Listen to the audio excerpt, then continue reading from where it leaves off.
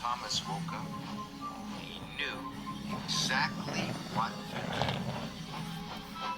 Thomas puffed across the island. He was looking for Mavis. Mavis wasn't like the other diesel engines. She was kind. Thomas knew she would help him with his plan.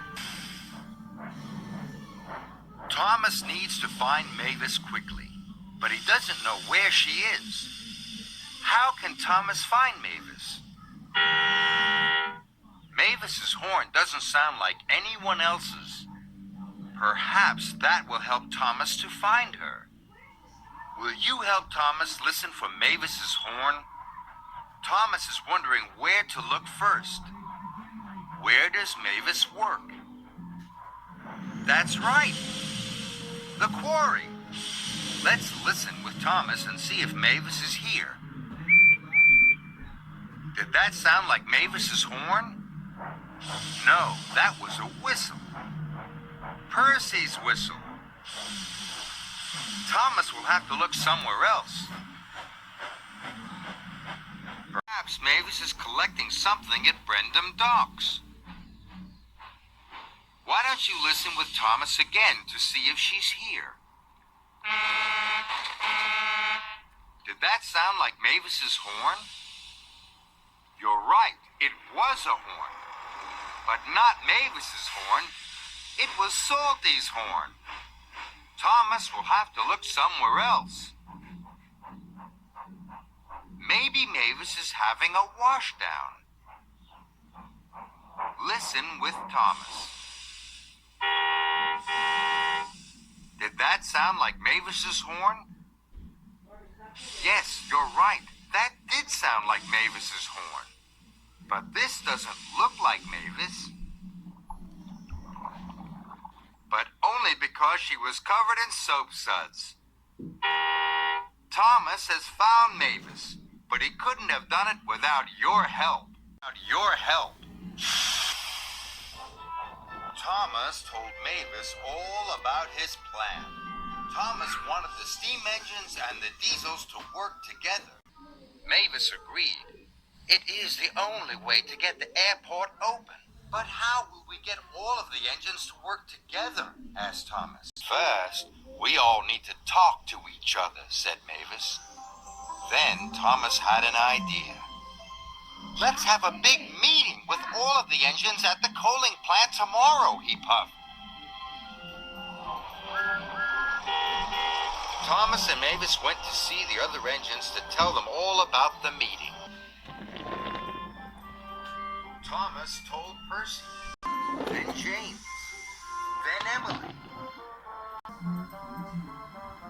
Mavis told Diesel, then Harry, then Bert. Soon all the engines on the island knew about the meeting. All of the engines except one. Thomas wanted to tell Diesel 10 about the meeting.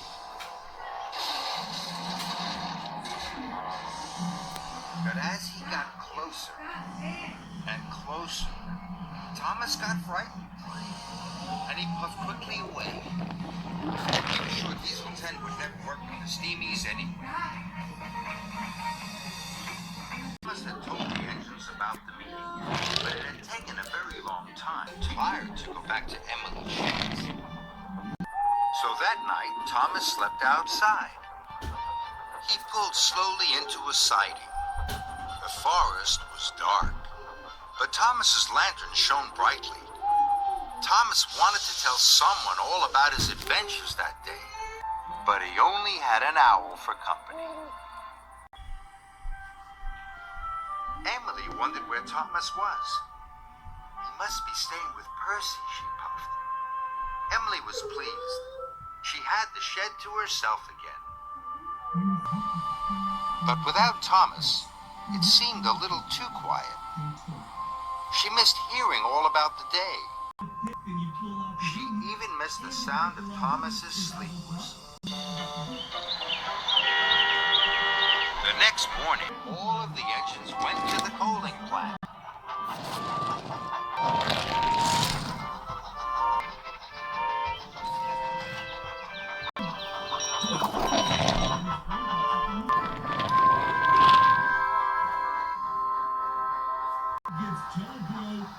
Steamies and diesels came from all over the island. The coaling plant was very busy. The plant manager was surprised. Why are all the engines here at the same time, he wondered. So he went to telephone Sir Topham Hatt. Sir Topham Hatt was sitting down to eat his cream donut. But then the telephone rang. The plant manager told him all about the engines. "I'll be there at once," said Sir Topham Hatt. The engines were waiting to start the meeting, but Thomas was missing. "I am sure he'll be here soon," said Mavis. Thomas was racing through the countryside. He puffed as fast as he could, but he had a long way to go. "Must get to the coaling plant. Must get to the coaling plant. Must get to the coaling plant," said Thomas. The diesel engines didn't want to wait for Thomas. "Trust the steamy to be late," grumbled Harry. "This whole mess is the steamy's fault," grouched Bert. "No, it's not," Percy huffed crossly. "The diesel engine started it." This made the diesels cross. "Maybe we should teach the steamies a lesson," said Harry. Thomas finally puffed into the coaling plant. He blew his whistle, and all of the engines went quiet. "Steamies and diesels need to work together," chuffed Thomas. "We don't want to work with stinky steamies," oiled Diesel. "We don't want to work with dirty diesels either," puffed James. "If the airport doesn't open, it will be bad for all the engines," puffed Thomas. "Both steam engines and diesel engines need passengers and freight to be useful." All of the engines agreed. They knew that Thomas was right, and they all wanted the airport to open. Then Harold the helicopter arrived. He had brought Sir Topham Hatt to the coaling plant. "Why are you all here?" Sir asked. Thomas told Sir Topham Hatt all about the meeting. "We're going to work together," puffed Thomas, "and get the airport open on time." Sir Topham Hatt was delighted. Thomas knows there is a lot to do. But if the steam engines and diesel engines work together, we can get the job done. There are jobs for the engines all over Sodor. Different engines are good at different things. Can you help Thomas decide which steam engine should work with which diesel engine? These workmen need to finish painting the Sodor suspension bridge. But the paint is still at the yard. 2 engines need to go and collect it. The yard has a very tight bend. Mavis is short and can go around tight bends. She needs a short steam engine to help her. Which steam engine do you think should help her? What about Gordon and Henry? Are they short? No, they are very long. Who else could help Mavis? What about Percy? Is he shorter than Gordon? Yes, he is. So he can shunt freight cars around tight bends too. Well done. Percy can help Mavis collect the paint and take it to the workmen. 1 steam engine and 1 diesel engine working together.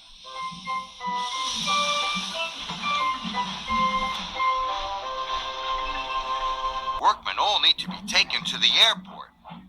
There are lots of them. Which diesel engine do you think could help you? What about Harry and Bert? Do they take passengers? No. Harry and Bert are good at shunting, but they don't take passengers. Can you see a diesel engine who does take passengers? Daisy, that's a very good idea.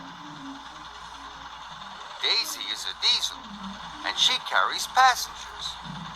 Daisy can help Toby. Shows Toby with some of the work. And here's Daisy to take the rest. Another diesel engine and another steam engine are working together. Here's Gordon. His coaches are full of carpenters. He is taking them to repair the engine sheds. But his train is very heavy, and the sheds are on the other side of Gordon's hill. Edward usually helps push Gordon up the hill. Edward is busy taking supplies. Are there any diesels that could help Gordon? Thomas isn't sure. Which diesels do you think are good at pushing? Do you think Harry and Bert could push Gordon? They've never done it before. But maybe Harry and Bert could push Gordon up Gordon's hill. They've done it! 2 more diesel engines working with a steam engine. All the work is getting done. Steam engines and diesel engines work very well together. Well done, Thomas. And well done.